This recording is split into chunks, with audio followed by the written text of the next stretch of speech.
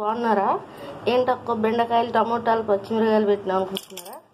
అవును ఫ్రెండ్స్, ఈరోజు కమ్మటి బెండకాయ బంకపచ్చిని క్లీన్ చేసి కావాల్సిన పదార్థాలు చూసేయండి. ఇదిగోండి, పచ్చిమిరకాయలు, 2 ఉల్లిపాయలు, టమోటాలు, బెండకాయలు. ఫ్రెండ్స్, ఇవన్నీ ఒక గిన్నె తీసుకొని గిన్నెలో వేసి కొద్దిగా ఆయిల్ వేసి స్లో మంట తగ్గించి మగ్గనివ్వాలి. ఫ్రెండ్స్, ఈ గిన్నె అయితే తీసుకున్నాను నేను.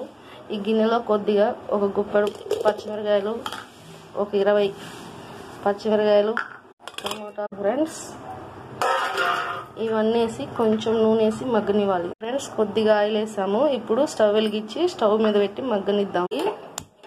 ఇవిగోండి, బెండకాయలన్నీ మగ్గిపోయాయి చూసేయండి. ఇప్పుడైతే మనము కొంచెం చింతతొక్కు వేసేసి ఇదే గిన్నెలో రుబ్బుకోవడమే. ఫ్రెండ్స్, మిక్సీలో పట్టుకోకూడదు. ఈ చట్నీని అయితే మిక్సీలో పట్టామనుకో మెత్తగా అయిపోతే ఇంకా బంకగా అస్సలు బాగోదు.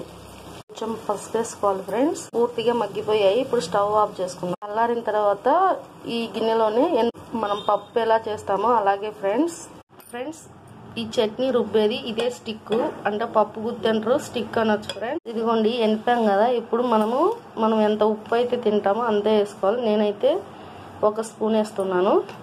ఎందుకంటే ఇదిగోండి చింతతొక్కు వేస్తాం కాబట్టి దీంతో కూడా సాల్ట్ ఉంటుంది. అందుకే నేను 1 స్పూన్ సాల్ట్ వేసాను. ఫ్రెండ్స్, ఇప్పుడు చింతకాయ తొక్కు వేసేయాలి. ఇది వేస్తేనే చట్నీలు బాగుంటాయి. ఫ్రెండ్స్, చింతపండుకు బదులు చింతతొక్కు చాలా కమ్మగా ఉండిద్ది. ఫ్రెండ్స్, బెండకాయ బంక పచ్చడి. ఈ చట్నీ అయితే నా పెళ్ళైన కొత్తలో మా ఆయన వాళ్ళ అమ్మ నేర్పించింది. అంటే మా అత్త నేర్పించింది. ఫ్రెండ్స్, బెండకాయ బంక పచ్చడి. దీంతో అయితే 2 ఎల్లిపాయ రెబ్బలు వేసేసుకున్నాం. పచ్చడి అయితే రెడీ అయిపోయింది. ఇంతే ఫ్రెండ్స్, ఇంకా తిరమాత ఏం పెట్టక్కర్లేదు. పోపు పెట్టినా కూడా టేస్ట్ మొత్తం పోతుంది. అందుకే ఇంతే ఫ్రెండ్స్, బెండకాయ బంక పచ్చడి రెడీ అయిపోయింది. ఫ్రెండ్స్, చాలా కారకారంగా పుల్లగా బాగుంటుంది. ఫ్రెండ్స్, మీరు కూడా ట్రై చేయండి. వేడి అన్నంలోకి చాలా బాగుంటుంది. ఫ్రెండ్స్, చాలా అంటే చాలా టేస్టీగా ఉంటుంది. 1 ముద్దకు బదులు 2-3 ముద్దలు ఎక్కువే తింటాం అన్నం అయితే. ఈ చట్నీ తోటి సూపర్ ఉంటుంది. ఫ్రై పెట్టుకున్నాం కదా. ఇప్పుడు బెండకాయ బంక పచ్చడి వేసుకొని తిందాం. ఇదిగోండి ఫ్రెండ్స్, బెండకాయ బంక పచ్చడి, తెల్లన్నం కలుపుకుందాం.